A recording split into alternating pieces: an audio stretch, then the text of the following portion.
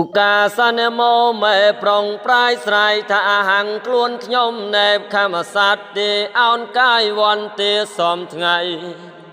ពុនធោភគវេខ្ញុំបង្គំគុណព្រះពុទ្ធមាន3ពុននៃធម្មោភគវេខ្ញុំបង្គំគុណប្រធមមាន3ពុននៃសង្ឃោភគវេខ្ញុំបង្គំគុណប្រសង្ឃមាន3ពុននៃភិក្ខុអនតើនាមសូបន្ធម្មចារីចិត្តត្រេកអមមិនរំពេកិនគុណសានទេ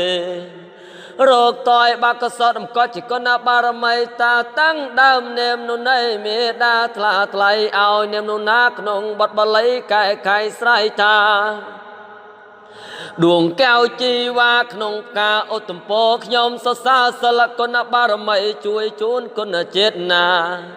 ចិនខ្ញុំត្រេកអរគុណក៏សប្ថ្ងៃខ្ញុំរៀនឲ្យបានដូចយើងសាងស្ពានសួរគេលៃគុណព្រះរតនត្រ័យអបក្រុងរសា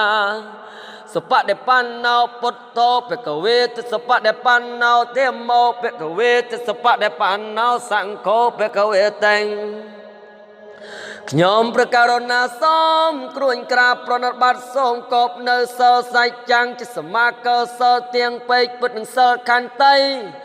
ដោយក្តីសុចរិនសូមសមថនរៀងរាល់ចេតាសូមជាយាមកសអតែងតាមដោយដានធម្មមេមកជួយយង